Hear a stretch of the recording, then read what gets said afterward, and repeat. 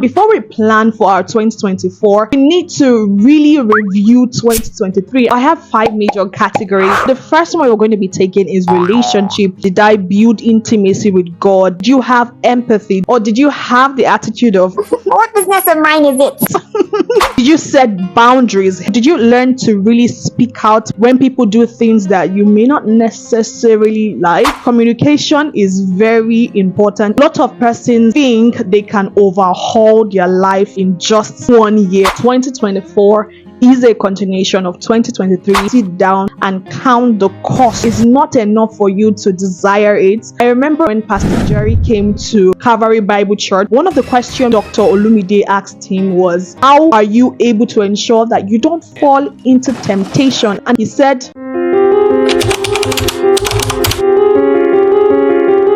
Merry Christmas and Happy New Year, guys. Yes, it's that season of the year. Christmas is just a few days away as at the time of filming this video, and I'm trying to get in the spirit of Christmas.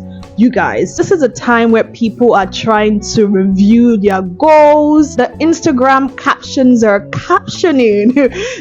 People have evidences of what this year was like and the goals they have smashed. And I just want to say that if you don't have all your goals ticked, if you are watching this video right now, first of all, you have a reason to be thankful, which is for life, because you guys, you cannot undermine the importance of life and good health in general. Like, it is something that you need to really thank God for and be appreciative for, because not everyone have the luxury of that. Okay, on that note, hello guys and welcome back again to my YouTube channel. It's your homegirl UCHE in the crib. Now, before we plan for our 2024, we need to really review 2023, and I just want you to be really honest with yourself. If you can do that, I think that is the first step to having the 2024 of your dreams. Okay, the reason why we have to get deep into 2023 is so that we can review the things that we weren't very good at, because for you to shoot further, you need to go back and go deep. Okay, just like a catapult, the more you pull back, the farther it goes. Okay, that's why we need to get into 2023. Of course, I have my jotter here because I just don't want to leave anything unsaid. Okay, so I have 5 major categories. I've been able to group them to. First is relationship, the second being finances, education is the third, character, and lastly goals and personal development. I'm going to quickly run through all these categories and the questions you really need to ask yourself. So the first one we're going to be taking is relationship with God, relationship with people, and relationship with yourself. So under your relationship with God, you should be really asking yourself, in what way did my relationship with God improve? Using the indices of the fruit of the Holy Spirit, were they manifest in my life this year? And to what measure, to what degree did they manifest in my life? Was I only a goer of church, or did I really have an intimate relationship with God? What did my prayer life look like? Was I thankful enough? Was I grateful for the things that God has done? Now, going further to relationship with others, some of the questions I'm going to be asking under this category is also applicable to relationship with yourself. So were you patient more? What was your patience level? Can you gauge? Did you have empathy? Did you empathize with people? Or did you have the attitude of, what business of mine is it? Did you forgive, or is it a work in progress? You need to be honest with yourself.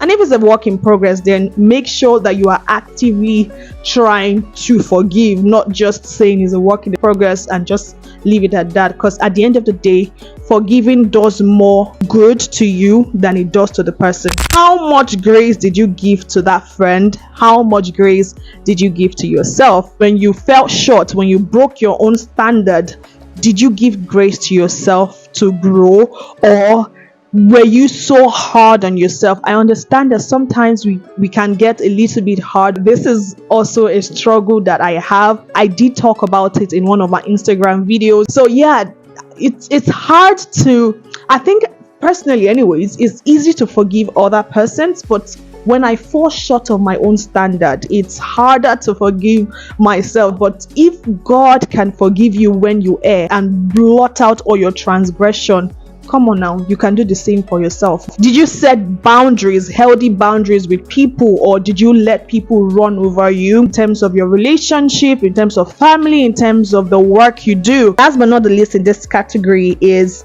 did I learn to communicate effectively? Okay, life, like I always will say, is a sum total of the relationship you have, and for you to keep relationship, you must learn how to really communicate.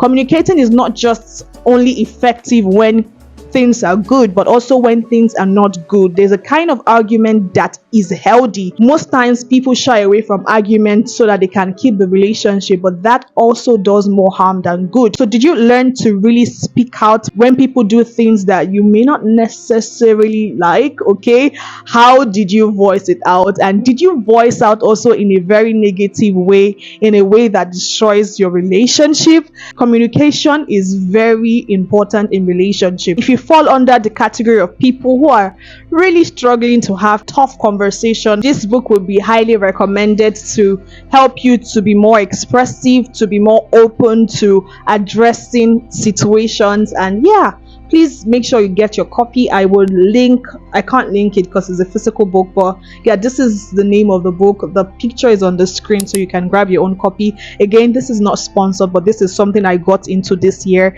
and I can attest that is really helpful. So moving over to finance, I think this is something I'm also getting into in terms of just being money smart, just knowing about how to make money work for you. Again, it's still a work in progress, okay? Yes, it is. So some of the questions I actually wrote down are, do I have a good relationship with money? How much was I able to spend? If you have a bank app, or you can just go to the bank to get your bank statement for the year, what I like to do is that for every purchase I make, I like to itemize the things that I got. So when I'm going through it, I know how much I spent on clothes, how much I spent on getting YouTube gadgets, because again, you guys, are you feeling the quality? Just to figure out where my money is going to and understand my money habits. Another question you can ask yourself is, did I keep my splurging to a minimum, or did it control me? And what's my debt situation like? For those of you who have some debt to repay, yeah, this is the time to really factor this. And should I have invested more? Yeah. I read something online that really touched on the willingness for people under the ages of 29 and below towards investment. And you guys, it's crazy that more persons do not start investing until they have reached the age of 30, which is terrible. Okay, anyways, that's that on finance. Now we can move to goals and personal development, and this can be pretty summed up with your mindset towards goals and personal development. And some of the questions I have here are, what are the mindset that have held me back? You need to really sit down and ask yourself, what are the mindset that I've built over the years? What are the mindset that have followed me into adulthood or preteen? And what informs that mindset? It's very important to really ask yourself that. Another question you can ask yourself is, what did I learn, unlearn, and relearn? You need to be able to track what is going into your mind. And honestly, guys, I think one way to really track that better is by journaling. I've told myself that come 2024, we are going to start journaling. I will be very much intentional about journaling.